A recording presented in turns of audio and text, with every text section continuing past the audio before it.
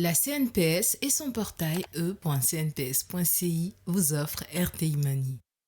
C'est l'heure d'RTI Money, votre magazine dédié aux banques, aux assurances, à votre patrimoine et à la gestion de vos finances. Zoom ce soir sur l'accès des femmes aux services judiciaires en Côte d'Ivoire. Entre le coût des prestations, l'accès à l'information judiciaire, la culture judiciaire, quels sont les dispositifs en place dans notre pays pour garantir l'accès à la justice pour toutes et permettre à un plus grand nombre de justiciables et donc de familles de faire valoir leurs droits en justice? Quel est l'état des lieux en Côte d'Ivoire et comment sont organisés les juristes pour atteindre leurs objectifs? On en parle ce soir avec la représentante des femmes juristes de Côte d'Ivoire, avocat au barreau de Côte d'Ivoire et présidente de l'AFJCI, qui nous fait l'amitié d'être sur le plateau de RTI Money.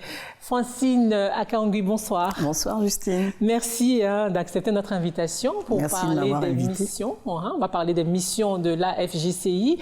Mais avant, voici un peu le sommaire de cette émission avec Stéphanie qui, dans les bons plans, nous parle des nouveautés dans le secteur des assurances. Oui Justine, le secteur de l'assurance en Côte d'Ivoire est très concurrentiel avec une trentaine de compagnies d'assurance. Pour se démarquer, ces compagnies ne cessent d'innover en créant de nouveaux produits pour séduire une clientèle de plus en plus exigeante. Donc ce soir, je vous présente quelques nouveaux produits. Et puis avec vous, à CETA, il sera question du business du placement de personnel. C'est une activité qui se formalise de plus en plus et se perfectionne avec des innovations majeures et des acteurs qui se positionnent désormais comme des incontournables intermédiaires entre le personnel de maison et les employeurs. Et puis Rick, Monsieur Chiffre, avec vous ce soir, il s'agira du solde commercial en 2023 pour la Côte d'Ivoire. 850 milliards de francs CFA, c'est l'excédent du solde commercial de la Côte d'Ivoire en 2023, un rétablissement spectaculaire par rapport à 2022. Que signifie ce chiffre et qu'est-ce que le solde commercial? On en parle tout à l'heure. Et on en parle tout de suite. Voici EcoChiffre.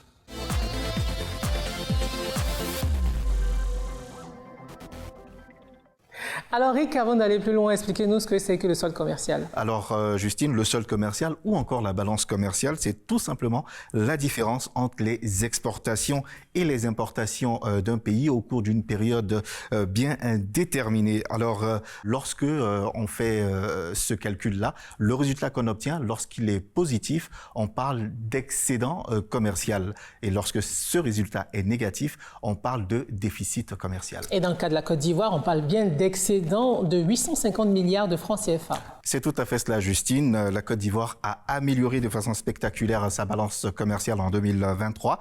Selon les douanes ivoiriennes, les exportations de biens ont augmenté, n'est-ce pas, de 33,6%. Passant de 9 204 milliards de francs CFA en 2022 à 12 300 milliards de francs CFA en 2023. Et cet excédent commercial donc a été rendu possible grâce à la vente de produits tels que le cacao et ses dérivés. On a également les produits pétroliers qui représentent 22,9% et puis l'or, enfin, 11,6%. Et en ce qui concerne les importations, là également, il y a eu une hausse de 13,7% par rapport à 2022, avec un montant qui est passé de 11 200 milliards de francs CFA à 11 448 milliards de francs CFA en 2023. Et les principaux produits qui ont été importés sont les produits pétroliers qui représentent 25,7%, les biens alimentaires qui représentent 17,2%, les machines électriques et mécaniques comptent pour 10,2% des importations.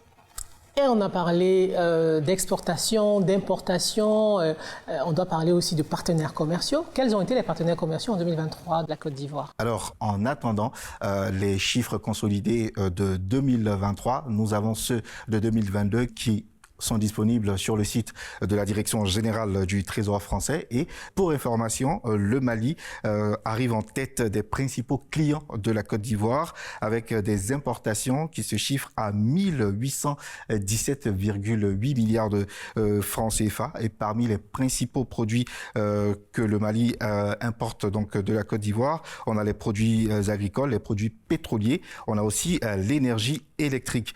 On a le Pays-Bas qui arrive en deuxième position et la Suisse en troisième position, comme vous pouvez le voir sur l'écran. Du côté des importations, la Chine s'est imposée comme le principal fournisseur de la Côte d'Ivoire avec un montant qui s'élève à 1695,2 milliards de francs CFA. Le Nigeria, lui, arrive en seconde position avec 1602,2 milliards de francs CFA et la France qui arrive troisième avec des exportations qui se chiffrent à 638,1 milliards de francs CFA.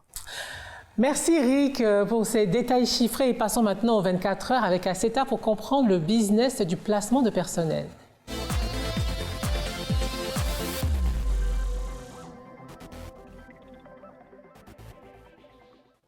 Alors Aceta, vous avez suivi une professionnelle dans le secteur du placement de personnel. Comment va ce secteur d'ailleurs? Alors ce secteur se porte très bien. On parle de nounous, de chauffeurs ou encore de cuisiniers. Ce sont des corps de métier qui sont très recherchés en Côte d'Ivoire, en tout cas pour les ménages qui en ont le pouvoir d'achat. Mais la grosse question, c'est où trouver du personnel formé et avec une bonne éthique morale et professionnelle.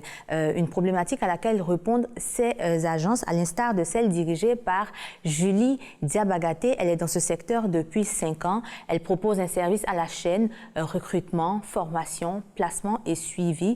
Un circuit que nous avons pu suivre de bout en bout pour comprendre le business model de cette activité. Alors, comment on crée une agence de placement de personnel?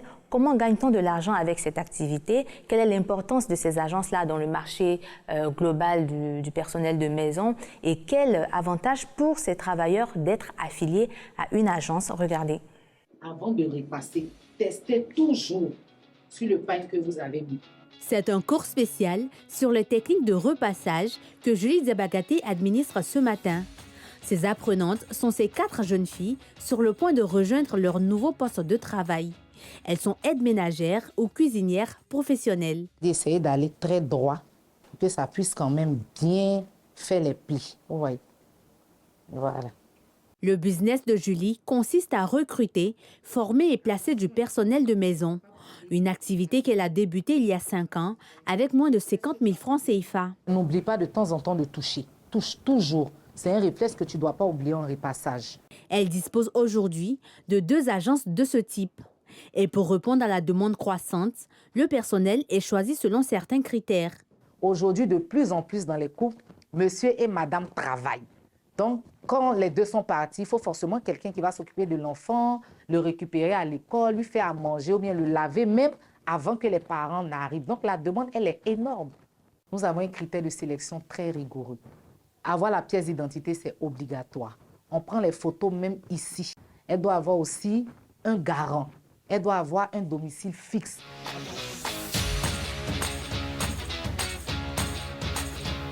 Mylène est la première à être placée. C'est dans le quartier résidentiel de la Riviera qu'elle prend fonction ce jour en tant qu'aide ménagère.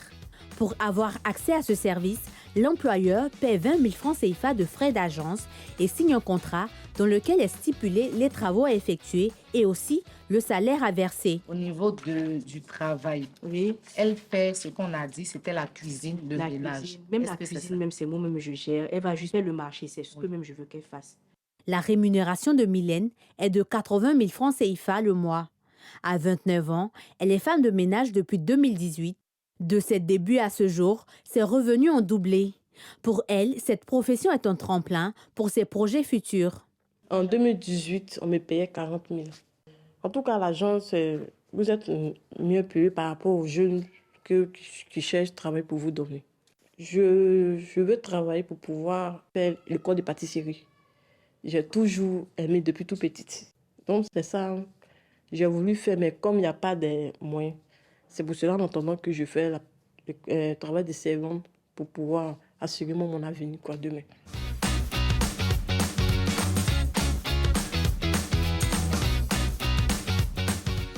Pour fidéliser sa clientèle, Julie propose un service après placement. Elle a rendez-vous dans cet appartement où elle a placé Geneviève depuis 8 mois, payée à 80 000 francs CFA le mois pour 6 heures de travail par jour. Ces visites lui permettent de non seulement s'assurer de la bonne conduite des employés et aussi d'évaluer leur environnement de travail. Est-ce qu'elle fait bien le ménage? Est-ce que vous êtes satisfait? Je dirais que oui. Je dirais que je suis très satisfait. Ce que j'admire chez elle, c'est que malgré la distance qu'il y a entre chez moi et chez elle, elle arrive toujours à l'heure et elle est très propre. C'est bon. Karl Nguessan a eu recours à ce service après une mauvaise expérience. J'ai décidé de passer par une agence parce que dans le passé, je suis passé par une connaissance pour avoir une fille et malheureusement, ce n'est pas bien fini. Il y a eu un vol. Ça sécurise de voir que derrière la fille, il y a une agence. Derrière les frais qu'on paye, il y a vraiment un suivi. C'est vraiment une initiative à encourager. En moyenne par mois, Julie réussit à placer une cinquantaine de personnes, ce qui lui garantit un chiffre d'affaires annuel de 30 millions de francs CFA. Un secteur à fort potentiel qui, pour elle, a besoin de plus de structuration, notamment le paiement à partir du SMIC qui peine à être respecté. D'ici 5 ans, d'ici 10 ans en Côte d'Ivoire, le SMIC va s'imposer et les gens vont payer même au-delà. Parce qu'on n'aura même pas de personnel de maison encore. Donc, il va arriver un moment où ça sera le plus offrant. C'est-à-dire celui qui n'a pas l'argent, il ne va pas avoir d'aide ménagère comme ça se passe en France et dans d'autres pays. Et puis, aujourd'hui, il faut reconnaître qu'il y a encore beaucoup de boulot à faire dans ce secteur. Il y a un vrai souci de formation. Le secteur n'est pas encore assaini. Il y a encore beaucoup d'agences qui sont informelles. Dans les années à venir, Julie ambitionne élargir sa flotte d'agences et ouvrir une école de formation pour le personnel de maison avec à la clé un diplôme qui leur garantira une meilleure rémunération. Maître Akangui, pour vous qui connaissez la loi, on en profite pour demander quel est le statut légal de ces gens de maison-là. Alors, merci. Les gens de maison, ce sont des employés. Comme, je veux dire, vous et nous, ce sont des employés, donc des travailleurs. Et donc, à ce titre-là, ils sont soumis au Code du travail. Et donc, ils doivent être déclarés. Ils doivent toucher le SMIC. Ils doivent bénéficier d'avantages tels que les congés, les indemnités de transport, etc., etc. Évidemment, en fonction des catégories. Voilà, des catégories de personnel. À cet âge, quels sont les autres acteurs qui évoluent dans ce secteur? Alors, des acteurs dans ce secteur, il y en a des centaines et certains ont réussi à bâtir de très grosses entreprises. Il y a cette première enseigne qui est dans ce secteur depuis 6 ans, qui propose les mêmes prestations, on va dire, placement de nounous, de cuisiniers, de chauffeurs ou encore d'assistantes aux personnes âgées. Mais la particularité de cette entreprise, c'est qu'elle propose des formations à tout ce personnel là, avec à la clé un diplôme autorisé par le FDFP, qui est le Fonds de développement de la formation professionnelle en Côte d'Ivoire. C'est l'organe chargé de réguler tout ce qui est formation professionnelle dans le pays. Elle organise aussi un gala annuel qui récompense le personnel de maison avec à la clé des diplômes, des récompenses variées, de quoi donner une autre dimension à ces corps de métier qui sont souvent minimisés. Je poursuis avec une autre entreprise. On a cette entreprise qu'on voit à l'écran qui propose du personnel de maison fixe ou à temps partiel. On est encore sur le même service, mais ce qui est intéressant avec cette entreprise, c'est son site Internet qui est assez élaboré. Sur le site, vous avez un espace client qui vous permet d'identifier avec précision tous vos besoins. Vous pouvez marquer le nombre de personnes que vous souhaitez avoir, la tranche d'âge, le niveau scolaire, le genre, les tâches à effectuer, les qualifications et même le nombre d'années d'expérience. En fonction des besoins, l'entreprise va vous proposer différentes personnes avec lesquelles vous allez faire des entretiens et que vous allez sélectionner à la fin. Pour avoir accès à cette prestation, il faut payer un abonnement de 30 000 francs CFA, ce qui permet à l'entreprise de vous identifier en tant que client pour commencer. Et ensuite, quand vous recrutez un personnel de maison, vous payez des frais d'agence. Si vous recrutez une nounou que vous allez payer à 100 000 francs CFA, vous allez payer des frais d'agence de 100 000 francs CFA. Merci à CETA et c'est l'heure des bons plans de Stéphanie pour se familiariser avec les nouveautés dans le secteur des assurances.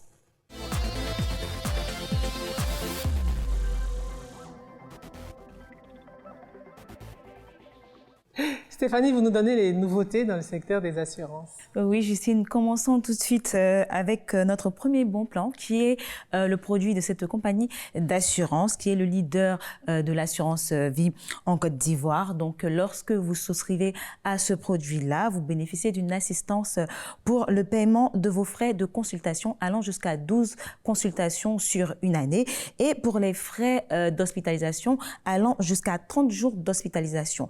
Donc, par consultation, vous allez recevoir un montant de 5 000 ou 10 000 francs CFA et par jour d'hospitalisation, vous allez recevoir 5 000 ou 10 000 francs CFA en fonction de la formule choisie. Petite précision, seules les hospitalisations d'au moins 2 jours sont prises en compte par l'assurance. En plus, en cas de décès d'un proche, l'assuré va bénéficier d'un montant pour payer les frais de funérailles de 100 000 ou 200 000 francs CFA.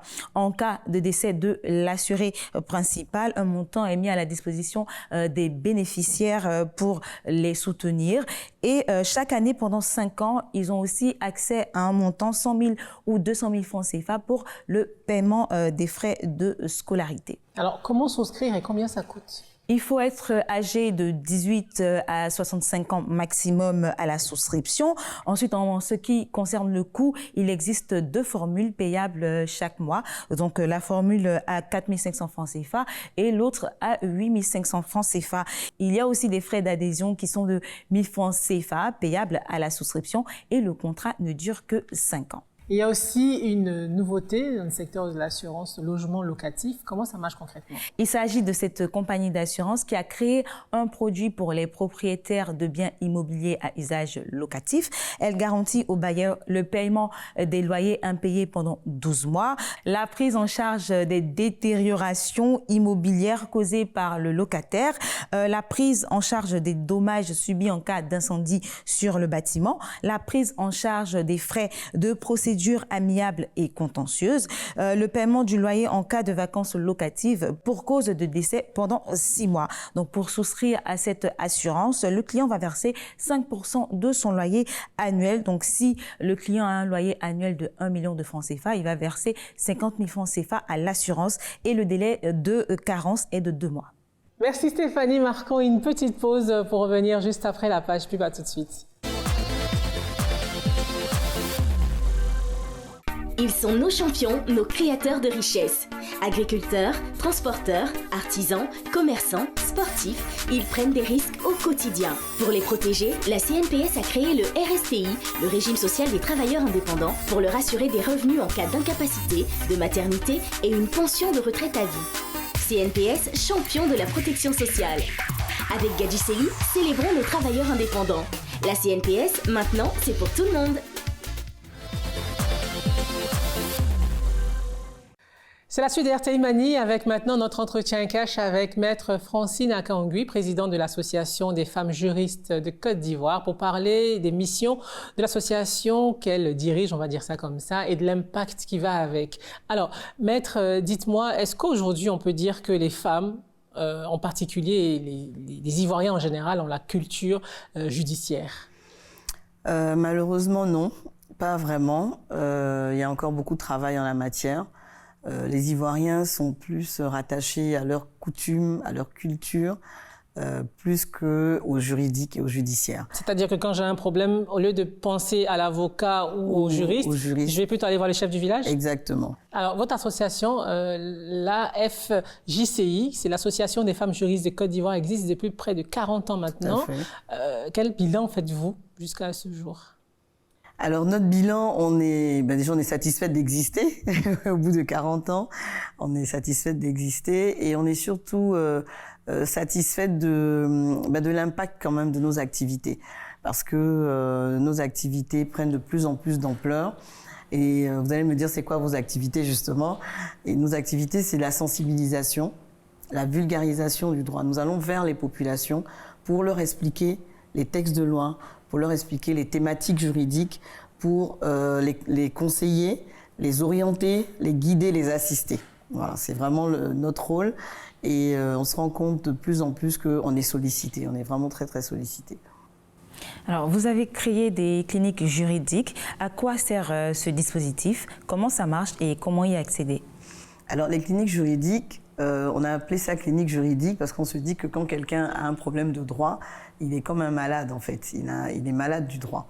Et donc il vient à la clinique juridique où nous allons lui donner donc des remèdes à ses maux, donc des consultations gratuites. Et nous allons lui indiquer ce qu'il y a lieu de faire par rapport à son problème, l'orienter, s'il faut le guider vers des professionnels du droit, etc., etc. Et donc, ce sont des centres en fait d'accueil et d'écoute juridique. Et nous en avons au total 12 sur toute l'étendue du territoire, dans les grandes villes, du nord à l'est, à l'ouest, etc. Et Comment y accéder? Voilà, comment y accéder? En général, on a nos locaux dans les centres sociaux. Soit dans les centres sociaux, soit dans les locaux où il y a le ministère de la Femme, de la Famille et de l'Enfant, ou dans les locaux du ministère de la Solidarité. Voilà, nous avons toujours un petit local là. Et voilà, donc vous venez, et quand vous avez un problème, vous venez nous voir et donc nous essayons de vous trouver la solution. Et ça coûte combien? C'est gratuit. Vous allez vers les populations à travers la Côte d'Ivoire. Quels sont les sujets qui reviennent le plus? Alors principalement, ce sont les sujets de droit de la famille. Droit de la famille, c'est-à-dire plus précisément ce qui concerne les questions de filiation, d'état civil, de mariage, divorce, de succession. Et ensuite, on a les problèmes fonciers. Les problèmes fonciers, on est saisi aussi beaucoup de problèmes de droit du travail, en cas de licenciement abusif. Voilà, on est saisi aussi beaucoup, évidemment, des violences basées sur le genre, les VBG. Alors, est-ce que l'accès à la justice est accessible? Combien ça coûte, par exemple, pour un divorce? Et est-ce que l'argent n'est pas souvent un outil d'inégalité?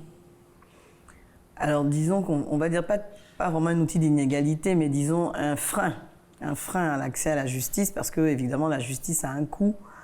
Quand vous allez au tribunal, tout à l'heure je vous ai parlé du problème d'état civil, pour faire par exemple un casier judiciaire ou un certificat de nationalité, il faut bien payer le timbre, il faut payer les frais de greffe et effectivement, souvent les populations n'ont pas les moyens de payer ces actes-là. Donc la justice, elle a un coût. Ensuite, il faut payer des auxiliaires de justice quand vous avez besoin d'un avocat ou d'un notaire ou d'un commissaire de justice. C'est pas gratuit, donc effectivement, le coût peut représenter un frein à l'accès à la justice. Mais c'est pourquoi, en fait, vous avez les ONG comme nous, et comme beaucoup d'autres, qui, grâce à des financements extérieurs, en fait, arrivent à aider les populations à accéder à ces services judiciaires. Il y avait un point de la question de Asita. Combien aujourd'hui coûte un divorce? Alors, un divorce, ça dépend, en fait. Voilà, il n'y a pas de barème. Ça dépend des cabinets. Ça dépend des cabinets, mais ça dépend surtout de la complexité du dossier. On peut avoir une fourchette? Bon, ça peut varier, on va dire, entre 300 000 et 2 millions, 3 millions et plus. Alors, on parle souvent d'assistance judiciaire. Est-ce que, dans ce cas-là, ça ne provoque pas souvent un problème de qualité dans l'assistance, justement? Non, alors l'assistance judiciaire, d'abord, ce qu'il faut savoir, c'est un mécanisme d'aide qui est mis en place par l'État. Donc c'est public. C'est public. C'est une assistance pour les personnes démunies, les personnes indigentes qui n'ont pas les moyens justement de se prendre un avocat, de se prendre un notaire, de payer des frais de justice, etc. Donc ces personnes-là doivent faire la demande. Il y a des bureaux pour ça, des bureaux d'assistance judiciaire dans tous les tribunaux de Côte d'Ivoire. Il y a des bureaux pour ça. Ils doivent faire la demande, justifier de leur qualité de personnes démunies, indigentes, pour pouvoir bénéficier donc de cette assistance judiciaire. Et quand vous bénéficiez de cette assistance judiciaire, donc on vous désigne un avocat pour vous assister. C'est là où votre question vient pour dire est-ce que l'avocat désigné voilà, comme il n'est pas payé directement, est-ce que l'État suit toujours, joue le jeu toujours? C'est vrai que c'est pas facile, mais l'avocat justement, il a prêté serment de défendre la veuve et l'orphelin.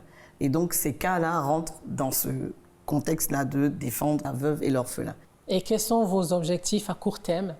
Alors nos objectifs en ce moment, on va surtout pour faire du plaidoyer sur le foncier, parce que vous savez que les femmes, selon la loi, les femmes peuvent accéder à la terre, peuvent hériter de la terre. Malheureusement, la coutume dans notre pays est encore dure et à ce niveau-là, il y a encore beaucoup à faire. Donc actuellement, nous menons une campagne sur ça. Nous menons une campagne aussi sur les mariages pour que les personnes se marient légalement. Parce que on reste dans la dot, dans les mariages traditionnels, dans les mariages coutumiers. Qui n'est pas reconnu d'ailleurs. Et qui n'ont pas d'effets légaux. Donc on a tous ces plaidoyers que nous faisons.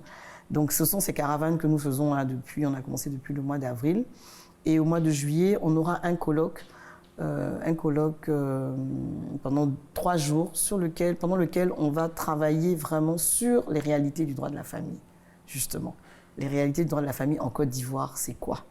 On va faire un état des lieux avec des spécialistes, des experts et essayer, au sortir de ce colloque, de sortir des recommandations que nous allons déposer sur la table du gouvernement pour dire, voilà, nous avons telle loi qui dit ceci, mais la réalité, c'est celle-là. Et donc, voilà comment nous vous recommandons de modifier la loi pour que la loi prenne en compte les réalités des Ivoiriens. En tout cas, on vous souhaite beaucoup de courage dans toutes vos entreprises, mais surtout d'être une association d'utilité publique bientôt. Merci. Maître Francine Akangu, merci d'avoir répondu aux questions du RTI Mani. Merci de m'avoir invité et de m'avoir donné l'opportunité de parler de l'Association des femmes juristes de Côte d'Ivoire. Merci infiniment. Merci à Seta, merci Rick, Stéphanie. RTI Mani pour ce soir, c'est terminé. Merci d'être resté avec nous. Ma team et moi vous retrouvons très vite dans une semaine pour une nouvelle édition de votre magazine sur les banques, les assurances, les finances, votre patrimoine. Bonsoir. La CNPS et son portail e.cnps.ci vous a offert RTI Money.